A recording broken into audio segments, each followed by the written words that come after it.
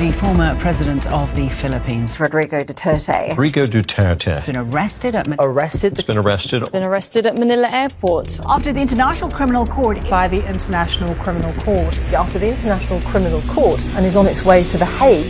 Former President Rodrigo Roa Duterte took off at 11:03 p.m. this evening and exited Philippine airspace. The plane is en route to The Hague in the Netherlands, allowing the former president to face charges of crimes against humanity in relation to his bloody war on drugs.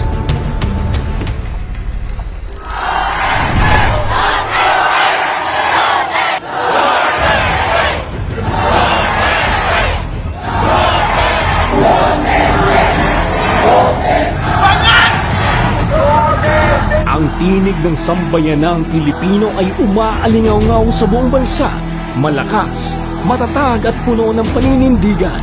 Ngayon, sila ay naninindigan hindi lamang para sa isang tao, kundi para sa mga adhikain ng soberanya, katarungan at karapatang magpasya para sa sariling bayan.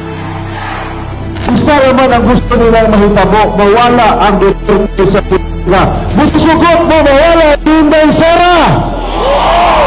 Busugot mo mapriso si Rudy Duterte! Dili nato na tugtan!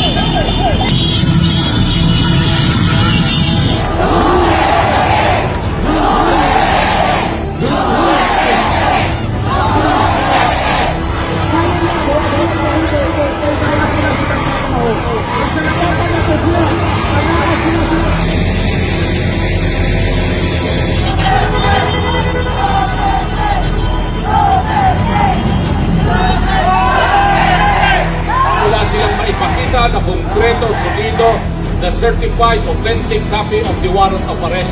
Pero yung pa rin ang ginamit nila para kidnapin nila si Tatay Digong. Yan ang sinasabi namin. Inaristo nila dahil sa illegal arrest kasi walang warrant na authentic. Kung meron man, assuming na yung kanilang pinanghawakang warrant ay talagang inisyu ng ICC, wala pa rin jurisdiction yung International Criminal Court sa mga Pilipino kasi hindi na tayo membro ng ICC. Talagang inapuran nila ito para patahimikin ang leader nating pinagkakatiwalaan, si Tatay Digong.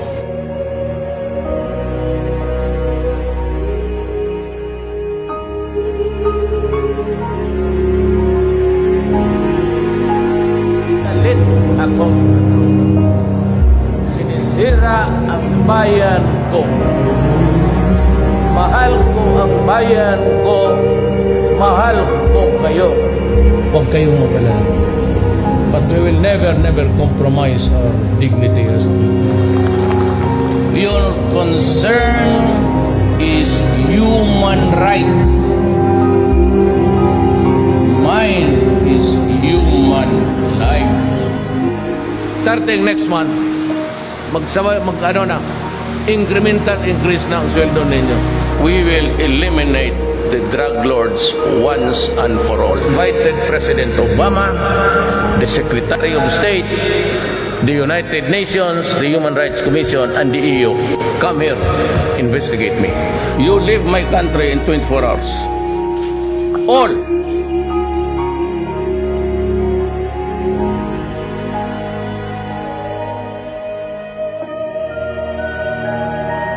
Si Pangulong Rodrigo Duterte, isang lider na hindi natakot lumaban para sa bansa.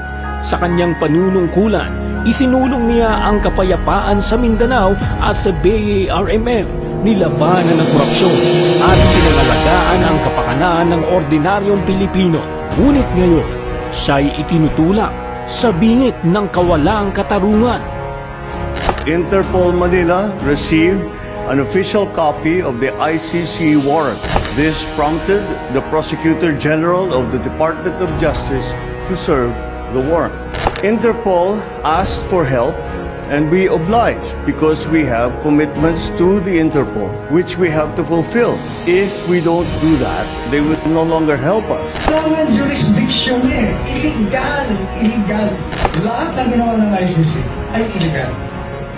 At ang ginawa ng gobyerno na hindi lang magkinulungan, ginawa niya yung dapat gawin ng ICC ay lalo naging illegal. At pagkanulo sa isang mamamayan ng ating bansa. That we are insisting na wala na pong jurisdiction ang International Criminal Court po dito sa ating bansa. Bakit? Kasi noong March 17, 2018, nagpasa na po tayo ng notice of withdrawal po doon sa United Nations. And according to the Rome Statute, such will take effect 1 year thereafter. So on March 17 of 2019, wala na pong jurisdiction ang ICC po dito. Meron tayong korte sa Pilipinas. Walang ICC na kailangan dito. Yan pong ICC ay ginagamit sa mga bansa na walang tumatakbong korte. Dito meron tayong mabagal na korte, pero meron tayong korte. Kung tayo lilitisin, dito dapat tayo lilitisin. Ang tunay na tanong ay ito ba ay paghahanap ng hustisya o isang tunay na panghihimasok at kataksilan sa ating kapwa Pilipino at sa bayan? Wala na ba tayong batas na umiiral? Wala na bang saligang batas? Sarado na ba ang lahat ng antas ng korte sa Pilipinas? Bakit kinakailangan nating ialay si Pangulong Duterte sa korte ng mga naglalaway na banyaga? Mabuhay si Tatay Digong! Let's bring home Tatay Digong! Ang ginawa kay Pangulong Duterte ay labag sa ating batas. Kinidnap nyo ang aming Pangulo. This is not about Duterte and Marcos. This is not about America, US, Japan. No! This is about humanity. They kidnap our president. What will you do? Young Rodrigo Roa Duterte. His surname is Duterte.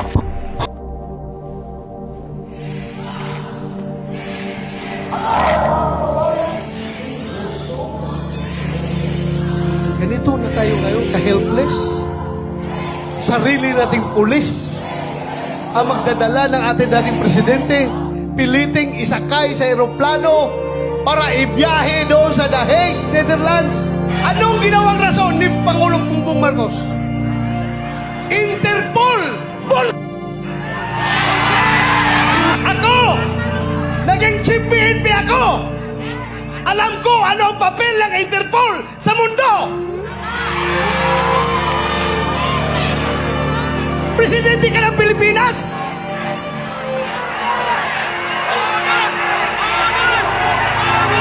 Presidente ka ng Pilipinas! Katungkulan na ating gobyerno ayon sa ating konstitusyon to serve and protect the Filipino people.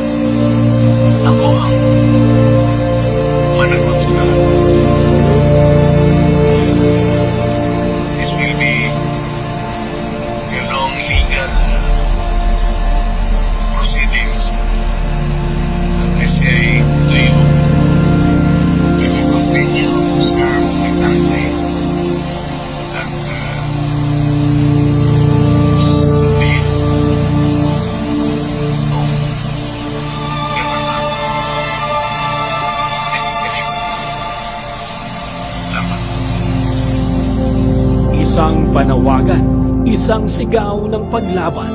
Ang bayan ay nagkakaisa. Panahon na upang ipaglaban ang ating soberanya, ang ating kasaysayan at ang ating kinabukasan.